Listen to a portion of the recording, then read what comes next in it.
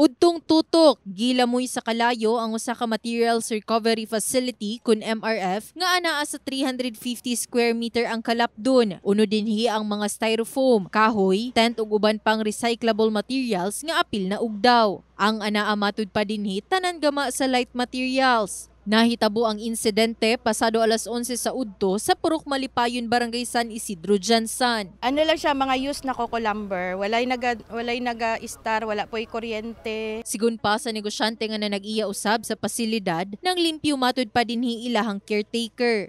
Actually, gahinlo siya kay bar applying for MRF sa city.